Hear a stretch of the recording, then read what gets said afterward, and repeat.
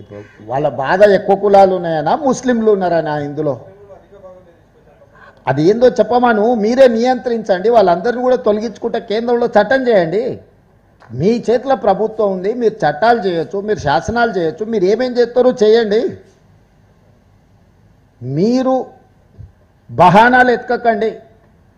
మీ బహానాలన్నీ కూడా బీసీలను దెబ్బతీయడానికి ఉపయోగపడుతున్నాయి తప్ప బీసీలకు మేలు జరగడానికి లేదు. నేను సింపుల్గా డిమాండ్ చేస్తున్నా, ఓబీసీ రిజర్వేషన్లు 42% పెంచాలి. ఇది మా విధానం. మీ విధానం ఏందో చెప్పండి, దాని ప్రకారం పార్లమెంట్లో చట్టం చేయండి. మేము మా విధానం ప్రకారం బ్లాంకెట్గా ఎన్ బ్లాక్ రిజర్వేషన్లు ఇచ్చినాం. ఎస్సీలకైనా ఎస్టీలకైనా ఓబీసీలకైనా ఎన్ బ్లాక్ రిజర్వేషన్ ఇచ్చినాం. మీరు అట్లా కాకుండా ఏం చేస్తారో మీరు చెప్పండి. మీరు మీ విధానం ఏందో చెప్పండి, చట్టం చేయండి, పార్లమెంట్లో చర్చ చేయండి. ఎన్నికలు రిజర్వేషన్లు అనేదానికి ఇప్పుడు రాష్ట్రపతి దగ్గర పెండింగ్ ఉన్నది కాబట్టి ఇవన్నీ చర్చలు. ఎన్నికలు ఎవరు నిర్వహించాలనో, ఎన్నికల అధికారులు ఎవరు నిర్వహించాలనో అది తెలుసు. రిజర్వేషన్లు రావు, వస్తే గవర్నర్ గారు ఆమోదిస్తాం. మా పరిధిలో ఉన్న బిల్లులు, శాసనసభ ఆమోదించిన బిల్లులను గవర్నర్ గారు ఆమోదిస్తే పంచాయతీ లేదు. ఆ బిల్లులను ఆమోదించకుండా రాష్ట్రపతి గారికి గవర్నర్ గారు రాష్ట్రపతికి పంపించింది కాబట్టి ఇప్పుడు ఇది చర్చ జరుగుతున్నది.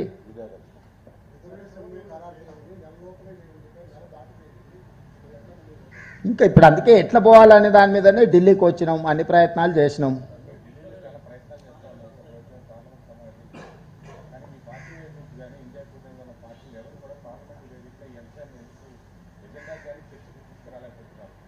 వస్తారు, చాలా విషయాలు పార్లమెంట్లో చర్చ జరుగుతున్నాయి. అడ్జర్న్మెంట్ మోషన్ ఇచ్చిండ్రు, వాళ్ళు ఆమోదించలేదు. అందుకే ఇక్కడ ఎంపీల కూటమి అందరినీ కలిసినాము, వాళ్ళందరూ కూడా ధర్నాకు వచ్చిర్రు. అన్ని ప్రయత్నాలు చేసినాం, వివిధ రకాలుగా ప్రయత్నం చేస్తున్నాము వీటిని పరిష్కరించుకోవడానికి. ఏది ఓవర్ నైట్గా అన్నీ జరగవు. నిన్న ఎన్ని పార్టీలు ఎంతమంది ఎంపీలు వచ్చిరో మీరు చూసిరు కదా. ఎవరే బుర్రలేని మాటలు. రాహుల్ గాంధీ ఖర్గే గారు ఇందిరాభవన్లో వచ్చి కూర్చొని 4 గంటలు కూర్చొని మేము ఇచ్చిన పవర్ పాయింట్ ప్రజెంటేషన్ చూసి దేశానికే సందేశం ఇచ్చారు. This is one of the best model in India, everyone has to follow Telangana model అని చెప్పి ఖర్గే గారు, రాహుల్ గాంధీ గారు సంపూర్ణంగా 4 గంటలు కూర్చొని చెప్పిండ్రు. ఆ తెల్లారి తాల్కటోరేటేరియంలో దేశంలో ఉన్న వాళ్ళు అందరినీ పిలిపించి రాహుల్ గాంధీ ఖర్గే గారు మద్దతు ఇచ్చిండ్రు. ఇది ఒక ప్రాసెస్, కంటిన్యూస్ ప్రాసెస్.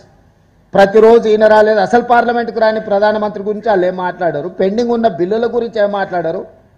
రోజు వీళ్ళు ఏం పనిచేయాలో వాళ్ళే చెప్తారా. సిబు సోరెన్ గారు చనిపోయినారు, ఆ కుటుంబాన్ని పరామర్శించడానికి రాహుల్ గాంధీ పోయాడు. అక్కడ నుంచి కోర్టులో కేసు పెట్టారు, తప్పుడు కేసు పెట్టిండు కాబట్టి లా అబైడింగ్ సిటిజన్గా కోర్టుకు అటెండ్ చేసిండు రాహుల్ గాంధీ. ఇంత కూడా జ్ఞానం లేకుండా అజ్ఞానులాగా మాట్లాడితే మనం ఏం చేస్తాం, జాలిపడడం తప్ప.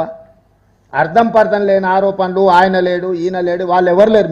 మీకేం రోగం వచ్చింది, మీకు ఏమైనా పెద్ద రోగం వచ్చిందా? మీరు చేయొచ్చు కదా, అడుగుతున్నది మిమ్మల్ని కదా. ఇప్పుడు బీజేపీ వాళ్ళకు ఏమైనా పెద్ద రోగం వచ్చిందా? ఎందుకు చేస్తలేరు?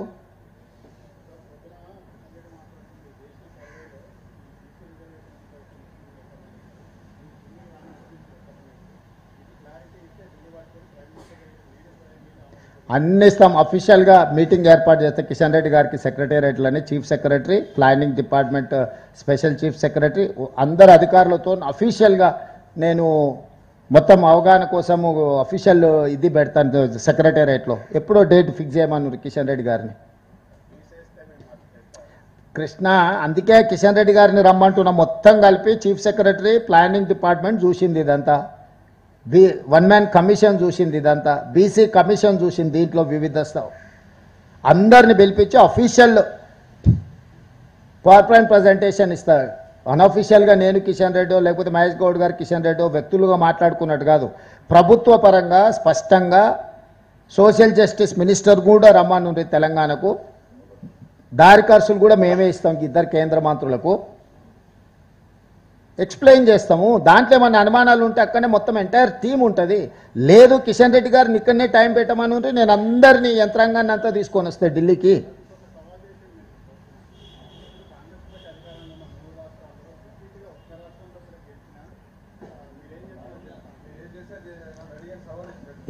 ఇప్పుడు మనం ఏం అడుగుతున్నామో ఆయన ఏం మాట్లాడుతుండు. 2004 నుంచి 2014 రాష్ట్రంలో కేంద్రంలో రిపీట్ చేసిందా లేదా కాంగ్రెస్ పార్టీ? ఏం మాట్లాడుతుండ ఆయన? ఉమ్మడి ఆంధ్రప్రదేశ్లో భారతదేశంలో 2004 2009 రిపీటెడ్గా 2 సార్లు కాంగ్రెస్ పార్టీ గెలిచి చూపించింది. అర్థం లేని వాదనలు అంత కోరుకుంటే 29 ఎట్లాగో తెలంగాణ గెలుస్తా కదా, అప్పుడు చూపిస్తా. కేంద్రంలో గెలుస్తాం కదా, అప్పుడు చూపిస్తా రాష్ట్రంలో కేంద్రంలో ఎట్లా గెలుస్తామో.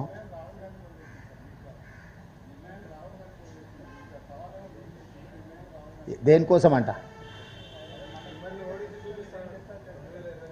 ఖచ్చితంగా ప్రయత్నం చేయమని ఉండ్రి. నేను అదే చెప్తున్నా, మోడీని గద్దె దించుతామని మేము సవాల్ చేస్తున్నాం. దిగకుండా ఆయన ఎట్లా అడ్డుపడుతాడో పడ్డమని ఉండ్రి.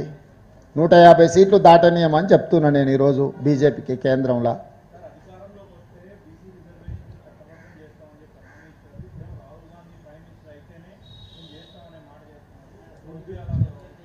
అయ్యా, అధికారంలోకి వచ్చిన తర్వాత చేయాల్సిన ప్రక్రియలు చేసిన తర్వాత వారు నియమించిన గవర్నర్ గారు ఆ బిల్లులను ఆమోదించకుండా రాష్ట్రపతి ఆమోదం కోసం పంపించిండు.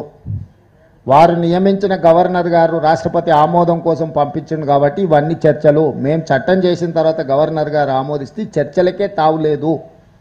ఈ చర్చలన్నీ కూడా అర్థం పర్థం లేని చర్చలు. కిషన్ రెడ్డి గారు చేస్తున్న వాదన పసలేని వాదన, పైసకు పనికిరాని వాదన. ఇక నేను అదే చెప్తున్నా కదా, ఎవరిది డ్రామానో ఎవరిది నిజమో తెలంగాణకు వస్తే తెలుస్తుంది. ఇక్కడ ఢిల్లీలో కూర్చొని మాట్లాడితే ఏం తెలుస్తుంది?